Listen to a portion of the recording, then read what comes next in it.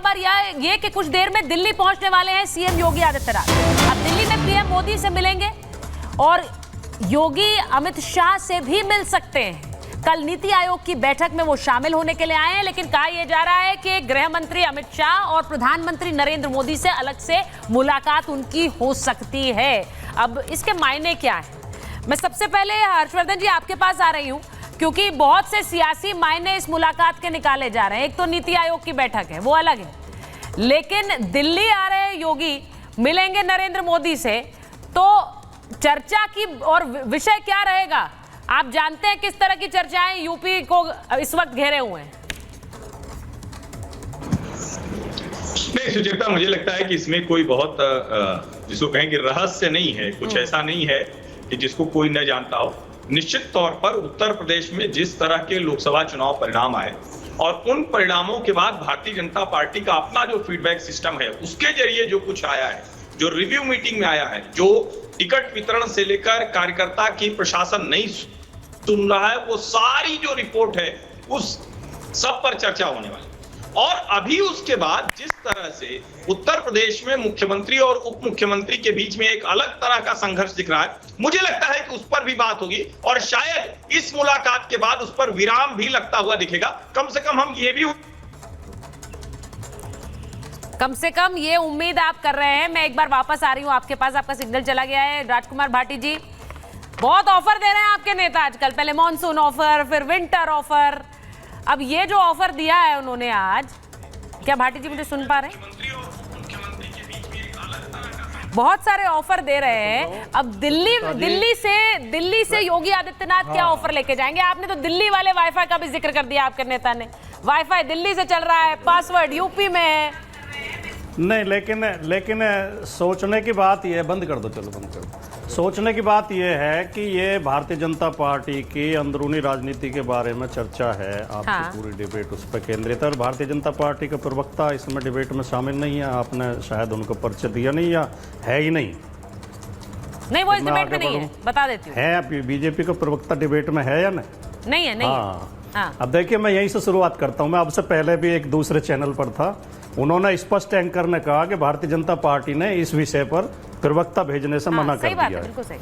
तो कल शाम तक तो भारतीय जनता पार्टी के तमाम प्रवक्ता जोर शोर से योगी जी की वकालत कर रहे थे, हर एक चैनल पर, हर एक डिबेट में कह रहे थे योगी जी बहुत अच्छा काम कर रहे हैं, बहुत अच्छी सरकार चल रही है, सरकार को कोई खतरा नहीं है, मुख्यमंत्री नहीं बदले जाएंगे, ये सब चंडू खाने की खबरें हैं, अफवाहें हैं। आज बीजेपी ने कह दिया योगी जी के समर्थन में बोलना नहीं है, प्रवक्ताओं को चुप कर दिया। एक दो दिन में आप देखिए विरोध में बोलना शुरू कर देंगे। अच्छा, तो ये जो खेल चल रहा है इसके लिए हम जिम्मेदार हैं या अखिलेश जी जिम्मेदार हैं? भारतीय जनता पार्टी के अंदर से उत्तर प्रदेश में 20 नेता सरकार के खिलाफ बोल रहे हैं। मोती सिंह का बयान आपने सुना होगा, वो कह रहे हैं मैंने 45 साल के जीवन में इतना भ्रष्टाचार नहीं देखा जितनी योगी जी के शासन में उत्तर प्रदेश में भ्रष्टाचार है। इनके फतेह बहादुर सिंह 7 बार के विधायक हैं, पूर्व मुख्यमंत्री के बेटे हैं, बहुत वरिष्ठ नेता हैं। वो कह रहे हैं कि मेरी हत्या कराना चाहते हैं, प्रशासन मेरी हत्या कराना चाहता है और सरकार मेरी सुन नहीं रही है। सोनम किन्नर, इन्होंने किन्नर आयोग की अध्यक्ष बनाई थी, मंत्री का दर्जा दिया था, उन्होंने रिजाइन कर दिया, ये आरोप लगाते हुए कि इस सरकार में बहुत बड़ा भ्रष्टाचार है और ये सरकार सुन नहीं रही, योगी जी मेरी बात सुन नहीं रहे हैं। इनके सहयोगी हैं संजय निषाद, वो कह रहे हैं योगी जी जब बुलडोजर चलाओगे तो वोट कहाँ से मिलेंगे, चुनाव कहाँ से जीत जाओगे। इनके एक और विधायक हैं उसके बदलापुर के, वो कह रहे हैं मिश्रा जी, वो कह रहे हैं 27 में बीजेपी जीतने वाली नहीं है जिस तरह का काम चल रहा है। तो ये जो इतने स्वर अंदर से उठ रहे हैं भारतीय जनता पार्टी के, क्या योगी जी इतने कमजोर हो गए हैं या योगी जी इतने अलोकप्रिय हो गए हैं अचानक ही, या योगी जी ने इतना खराब काम करना शुरू कर दिया? खबर आ रही है, अभी हमने चलाया था कि आने वाले हैं, डायरेक्ट किया जा रहा है, इन्हें डिक्टेट किया जा रहा है। ये दिल्ली की कठपुतलियां हैं सब। हाँ। दिल्ली की नजरें टेढ़ी हुई हैं, दिल्ली तो पहुंच गए। तस्वीरें दिखा देती हूँ एक बार भाटी जी। दिल्ली में बहुत अब ऐसा लग रहा है आपके नेता के तंज के जो जवाब हैं वो दिल्ली में भी तय हो सकते हैं। ये दिल्ली की तस्वीरें आ रही है, योगी आदित्यनाथ पहुंच गए हैं। गेस्ट को स्क्रीन पे रखिए। योगी आदित्यनाथ दिल्ली पहुंच गए हैं। अब सारी नजरें यहां पर हैं क्योंकि एक नीति आयोग की बैठक तो है, लेकिन उसके साथ साथ बीजेपी की जो अपनी बैठक है उसको लेकर चर्चाएं ज्यादा हैं।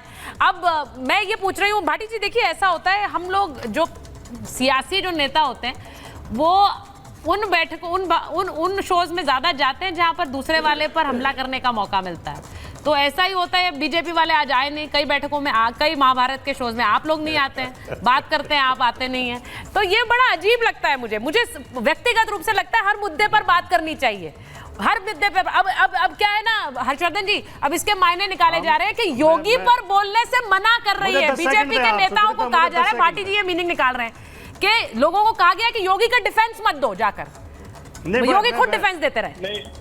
हर्षवर्धन जी मैं एक टिप्पणी कर दूं 10 सेकंड की। मुझे लगता हाँ, आ रही हूँ भाटी जी, इसके बाद इतना तो आपको जिसको कहते हैं ना कि भाटी जी को ये अवसर आपको देना चाहिए और हम सबको देना चाहिए। आपको याद होगा जब अखिलेश यादव और मुलायम सिंह यादव में बहुत अप्रिय स्थिति हो गई थी, शिवपाल अखिलेश मुखर्जी, तो उस वक्त भाजपा के नेता नहीं मौज में थे। हाँ। तो मुझे लगता है कि ये बड़ा, और अभी तो ऐसा कोई प्रकरण कम से कम योगी आदित्यनाथ और केशव प्रसाद मौर्य या ब्रजेश पाठक के बीच में नहीं हुआ, वहां तो पिता पुत्र के बीच में, चाचा भतीजे के बीच में इतना कुछ हुआ था। तो ये मुझे लगता है बड़ा स्वाभाविक है। और राजनीतिक दल जब उनको लगता है, मान लीजिए प्रवक्ता कोई भी होगा तो क्या करेगा, उस वक्त संकट मुझे याद है कि चाचा के पक्ष में बोले, मुलायम सिंह के पक्ष में बोले या अखिलेश के पक्ष में, तो समाजवादी पार्टी के भी प्रवक्ता ऐसे भागते। तो मुझे लगता है ये एक सामान्य चीज है। लेकिन इसका दूसरा पहलू है, क्या भारतीय जनता पार्टी उत्तर प्रदेश में अपनी हार को लेकर समीक्षा को तैयार है? इसका जवाब है हाँ।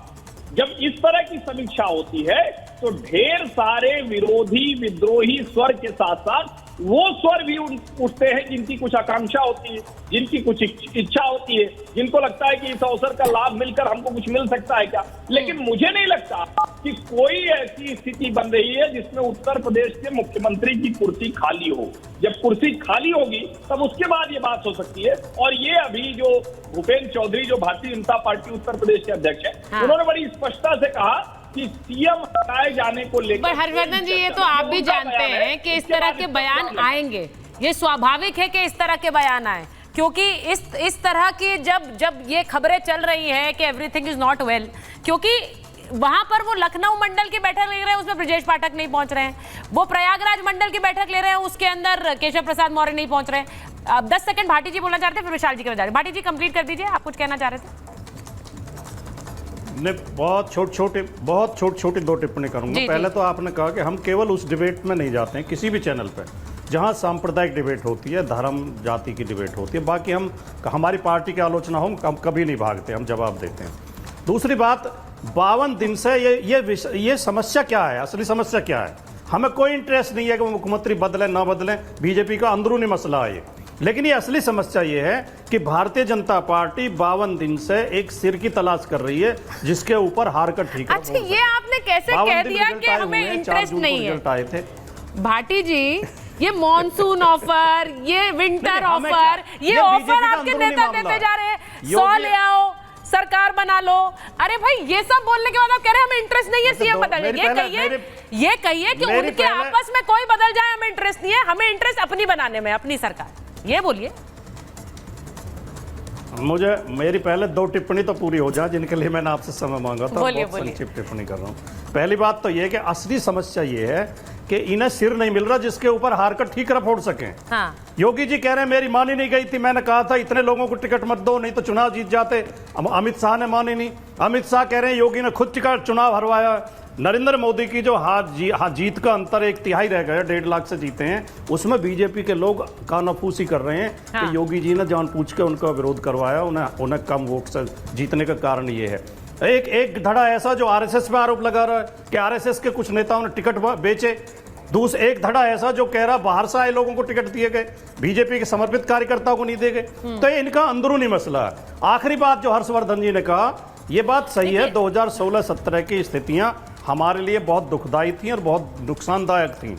लेकिन हर्षवर्धन जी ने ये तो मान लिया कि अब ऐसी स्थितियां बीजेपी में पैदा हो गई हैं। 2016-17 की अंदरूनी मसला है, लेकिन ये बात सही है कि उनकी अंदरूनी फूट पर आप लोग मजा ले रहे हैं, ये फैक्ट है, इसको मान लीजिए।